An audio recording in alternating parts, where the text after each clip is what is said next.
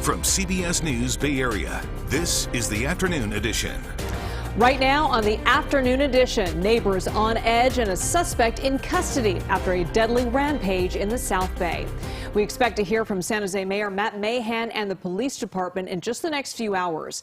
Good afternoon. I'm Elizabeth Cook. And I'm Ryan Yamamoto. This is what we know so far about that deadly rampage. 2 people were run over and killed in a hit and run. A 3rd person hurt then. 2 people were critically injured in separate stabbings. Then a 3rd person was stabbed to death in Milpitas, and this afternoon, the suspect remains in custody. There were 4 different locations involved in this. It all started at the San Jose's Pepper Tree neighborhood and ended more than an hour later in Milpitas. Now, right now, we're getting a first look at the suspect accused of carrying out these series of attacks.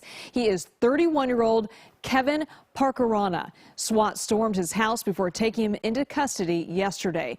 But there are still a lot of questions and concerns now in the South Bay. Justin Andrews walks us through all of it. Fear has filled the minds of so many people here in the South Bay. And although police say there is no threat to the public, there are people who tell us their safety has been shattered and it'll be a while before they feel safe again. When it happened, I was really surprised, because it's a safe neighborhood. So it's whoa. Kind of scares me a little because I can't walk around. It feels like I can't walk around that much, by myself.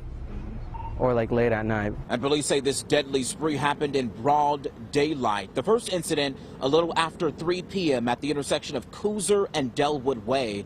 Police say a victim was stabbed during a carjacking and has life-threatening injuries. Then only 20 minutes later, the suspect struck again. Police say he stabbed another driver during another carjacking, then hit someone as he tried to get away. Both victims here survived. Then things took a deadly turn at this crime scene. This one's at 16th and Santa Clara. Investigators say the suspect intentionally rammed 2 people, killing both of them. Just 90 minutes after stabbing someone to death in this Smart and Final parking lot in Milpitas. Keep in mind, this was happening while customers were going in and out of the store. Officers were able to quickly catch up with that suspect near Milpitas High School.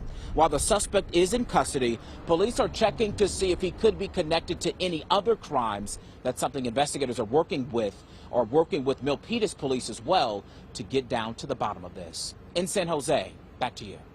Justin, thanks so much. CBS News Bay Area will be streaming that news conference scheduled for 2 p.m. today with the mayor and police of San Jose. That's live on CBS News Bay Area and on our app. And looking live at the White House, where President Biden plans to address the nation tonight. It comes after Congress voted to raise the debt ceiling and limit government spending over the next 2 years. Biden promised to quickly sign that measure. The job market sends a mixed message. Hiring is up. Today's government report shows 339,000 added jobs. That's mostly in construction, healthcare, and restaurants. The Fed's efforts to cool the economy working in a separate report. Unemployment is up 3.7%. Now, stocks, meanwhile, soaring after news of the job market. Take a look. The Dow currently up over 700 points, 731 to be exact. Okay, let's get the first alert meteorologist Darren Peck. And Darren, the Golden Gate Bridge behind us, you can see it, but it's still, there's this haze in the air right now. Yeah. The haze, the June gloom, it's here to stay. It's a combination of all those things, but at least from the June gloom standpoint, the overwhelming gray cloud that just takes over, that's really limited. We had some of it this morning, and now, with the exception of the haze, we're looking at perfectly clear skies. There's no clouds out there. If we use San Jose as the example of how that takes us into the weekend, we're going to stay like this.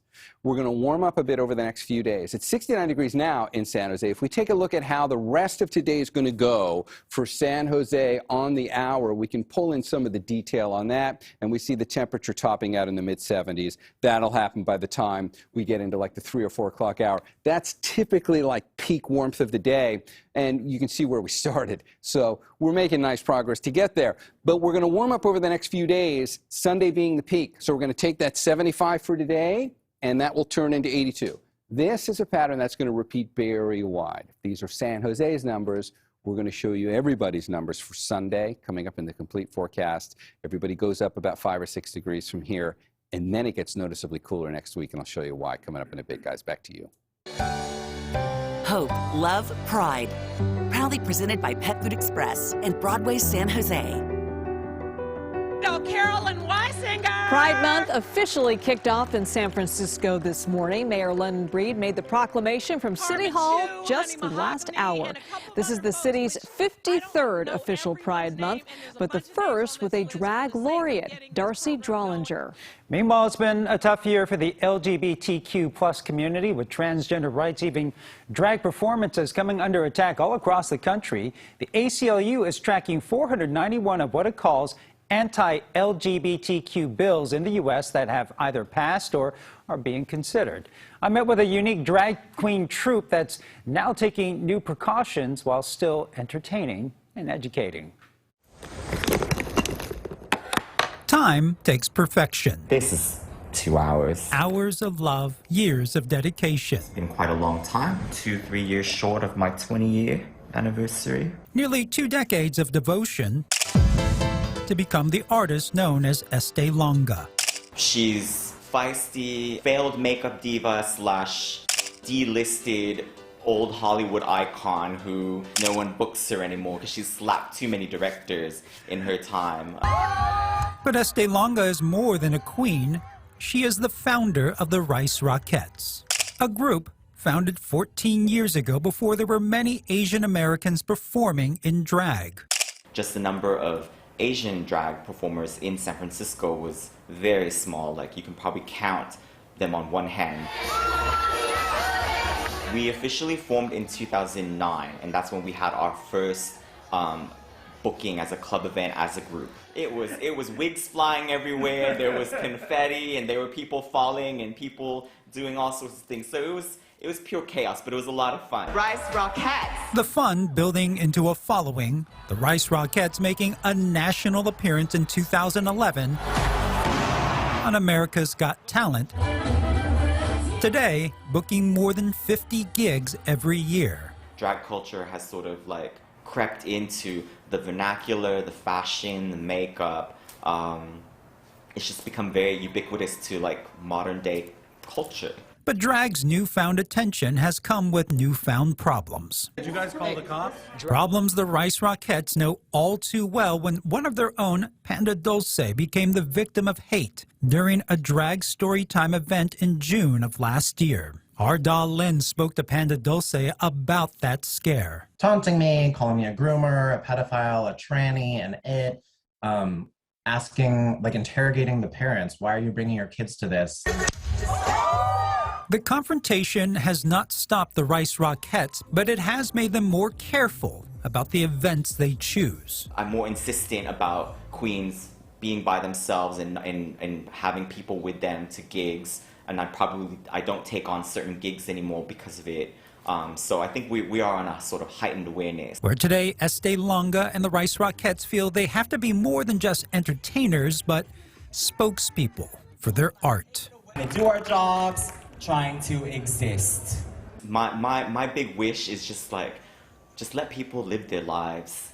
You know, they're trying to go to work, they're trying to live their lives, they're trying to go to the bathroom, they're trying to play sports. And I think, if anything, just maybe if it's not your cup of tea, just move on. It's a wish that will take more time. You're doing it as long as I have been doing it. Time to reach perfection, time to reach acceptance. Letting people live, letting people exist. We got much more on the Pride Month celebrations all around the Bay Area and the nation. Just head to KPIX.com or watch us streaming on the CBS News Bay Area app.